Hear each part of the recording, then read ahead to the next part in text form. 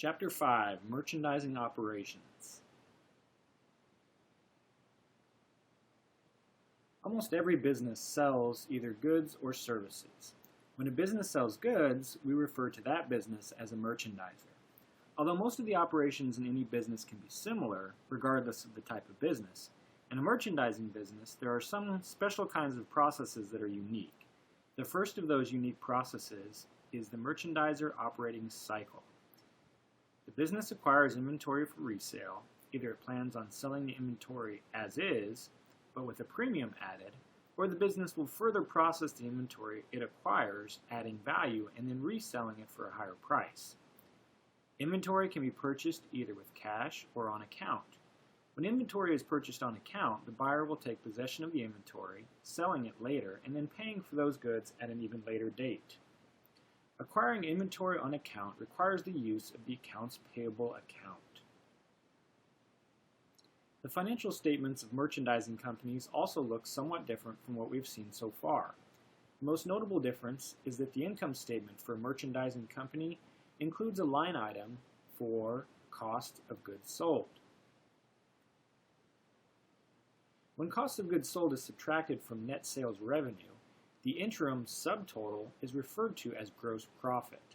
We then subtract the operating expenses to arrive at net income.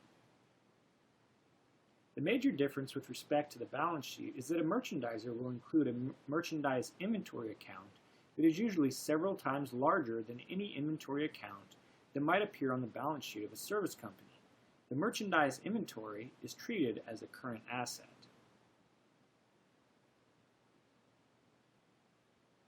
There are two approaches to accounting for inventory: perpetual inventory accounting and periodic inventory accounting. In the periodic inventory accounting approach, purchases for the period are added to beginning inventory to arrive at an interim total referred to as cost of goods available for sale. At the end of the period, the inventory is physically counted. Subtracting the end of period inventory amount from the cost of goods available for sale leads us to cost of goods sold. The periodic approach is most appropriate for inexpensive inventory that is sold by small shops that do not have OpScan or a point-of-sale capability. In a perpetual inventory accounting approach, each purchase of new inventory and each sale is entered into the system in real time. In this way, inventory is being constantly updated. Although this can be very time-consuming if done by hand, computers enable perpetual inventory accounting to be used in a very efficient way. Each time a unit of product is sold, the inventory is adjusted. Each time new inventory arrives, the inventory account is likewise adjusted. Look at the invoice from Southwest Electronics Direct in Exhibit 5-3. It shows that Smart Touch Learning acquired $35,000 in inventory from Southwest Electronics Direct on June 1, 2015. According to the sales terms, 3/15 net 30 days, Smart Touch Learning will receive a 3% discount if they pay within 15 days of the invoice date. That's what that 3/15 means. 3 being the discount rate, 15 being the days or the amount of days that you have to pay and still get that discount, and then the 30 days being the ultimate last day you have to pay before it's considered late. On June 3rd, Smart Touch Learning will record the purchase by debiting merchandise inventory. If the transaction is paid for immediately with cash, the credit for the entry will go to cash. If the transaction is on account, the Smart Touch Learning will record a credit to accounts payable for $35,000. At this point, we have not accounted for the sales terms. If Smart Touch Learning takes advantage of the discount, we will adjust the accounts payable account appropriately at that time. On June 4th, Smart Touch Learning returns $7,000 of the inventory to Southwest Electronics Direct. This has the effect of reducing the outstanding account payable from $35,000 to $28,000. When goods are in transit from the seller to the buyer, An issue arises as to who bears the risk of loss in the event that the inventory becomes lost or damaged while in the custody of the third-party shipper. To equitably arrive at a solution, shipping terms were developed that assign the risk of loss by contract to either the buyer or the seller. Dating from the days of commercial sailing ships, the term free on board, or FOB, identifies the shipping terms. FOB shipping point indicates that the risk of loss passes to the buyer at the point that the goods are placed in the custody of the third-party shipper. In FOB shipping point situations, the buyer pays for the shipping costs. The phrase FOB destination indicates that the risk of loss stays with the seller until the goods arrive at the buyer's designated transfer point. This may be a warehouse or even the buyer's place of business. In FOB destination situations, the seller pays for the shipping costs. Assume Smart Touch Learning pays a $60 freight charge related to the June 3rd purchase. Smart Touch Learning should record a debit to merchandise inventory and a credit to cash. Only the cost of transporting inventory into the buyer's place of business is considered part of the cost of inventory. Any shipping fees associated with shipping inventory to customers is treated as a selling expense and is not part of the cost of inventory. Recall that we earlier recognized that Southwest Electronics Direct offered Smart Touch Learning sales terms of 3/15 net 30 days. The terms indicate that Smart Touch Learning can receive a discount on the original sales price if they choose to pay early within a defined period of time. The first number indicates the amount of the discount being offered. In this case, a 3% discount is available to the purchaser. This number can vary depending on how motivated the seller is to encourage the buyer to pay early. If the seller is in need of immediate cash inflow, then they might offer a higher discount. If the seller does not have a critical need for immediate positive cash flow, then the seller might offer a lower discount or none at all. The second number indicates the length of the discount period, measured from the date of the invoice. In this case, the discount period is 15 days from the invoice date of June 1st, 2015. Even if Smart Touch Learning does not receive the invoice until 10 days into the discount period begins on the date of the invoice. The final part of the credit terms indicates when the full amount of the bill is due. If the purchaser does not take advantage of the early payment discount, then the full amount of the bill is due this many days after the original date of the invoice. In this case, the bill must be paid 30 days after the invoice date if the discount is not taken. If Smart Touch Learning pays the bill early, then they are entitled to the discount. The entry to record their payment would show that the amount of the accounts payable is satisfied by debiting accounts payable for the amount remaining on the books. In addition, the entry will show the actual amount of cash paid to the seller by crediting cash for that amount. By multiplying the accounts payable balance by 1 minus the discount percentage, the actual cash payment can be determined. Finally, a credit is recorded in the merchandise inventory account to show the amount of the discount taken. This effectively reduces the cost of the inventory on the books. It is calculated by multiplying the accounts payable amount by the discount period. Accounts payable equals $35,000 minus $7,000, which was the return, for a total of $28,000.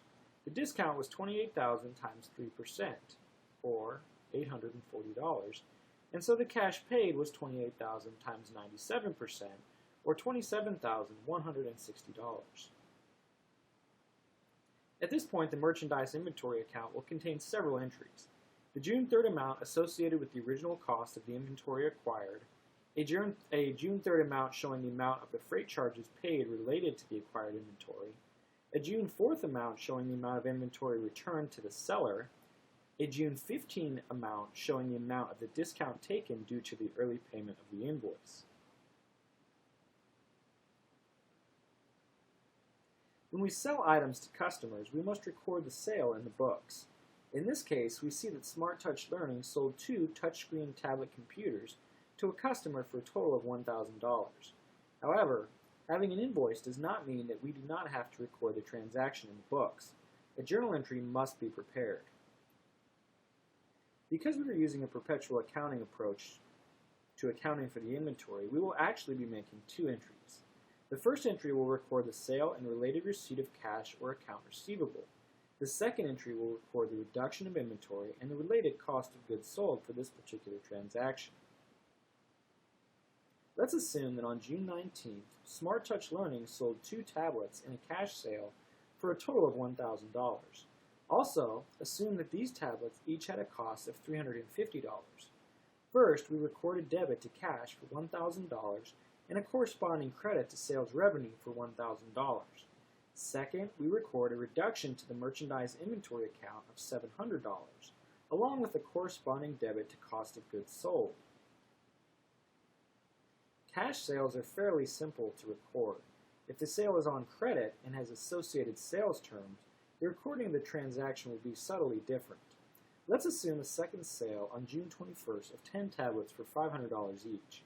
Also assume that, as before, each tablet has a cost associated with it of $350. The first thing we would record is a debit to accounts receivable for $5,000 along with a parallel credit to sales revenue for the same amount. The second thing we need to do is credit merchandise inventory and debit cost of goods sold for an amount equal to $3,500, or 350 times 10.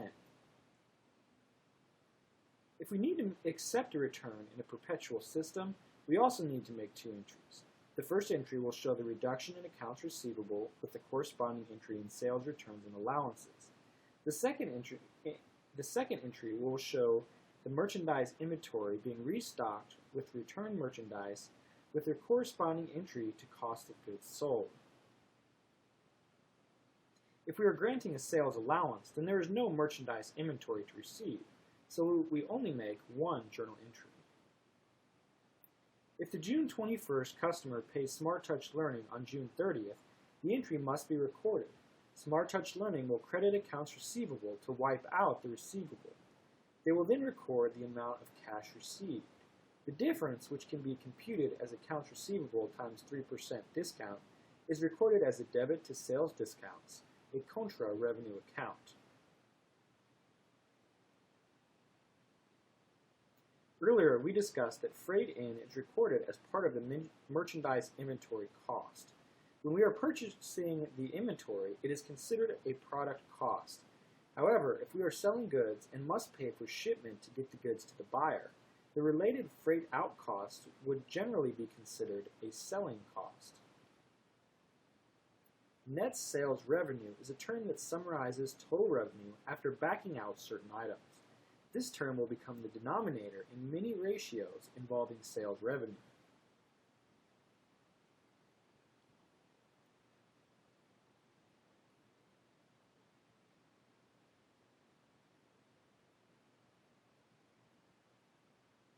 By subtracting sales returns and allowances and sales discounts from the revenues line, we can arrive at an important interim subtotal called net sales revenue.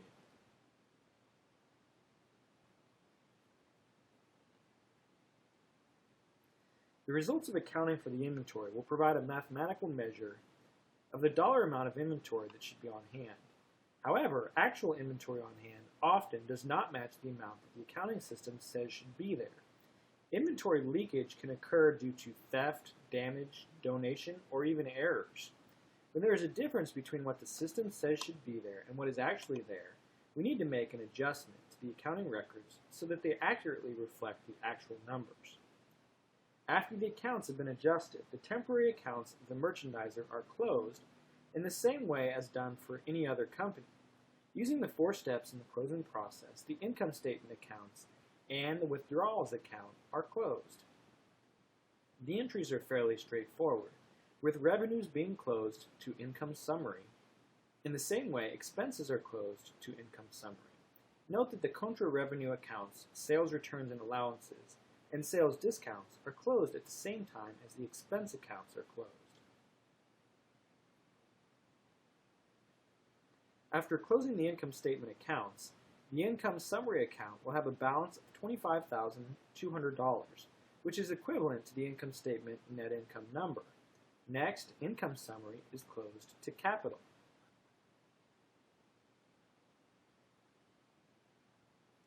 There are 2 primary approaches to preparing an income statement. The single-step income statement separates the income statement accounts into two primary subgroupings, revenues and expenses. The multi-step income statement has several subtotals. The first major subtotal is gross profit, sometimes called gross margin. After determining net sales revenue, cost of goods sold is subtracted to arrive at gross profit. Gross profit is often recognized as a measure of the amount left from operations to cover the organization's operating expenses. After gross profit, operating expenses are listed. They are often broken into two or more subgroupings. Generally, the two most common subgroupings for operating expenses are selling expenses and administrative expenses. Both of these are subtracted from gross margin to arrive at operating income. We are not quite done yet. After operating income, sometimes called income from operations, we subtract or add interest income or interest expenses, and if necessary, which is quite often, taxes, before computing net income.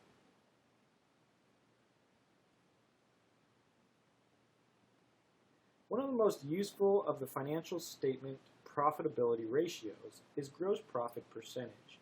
Simply stated, gross profit is divided by net sales revenue.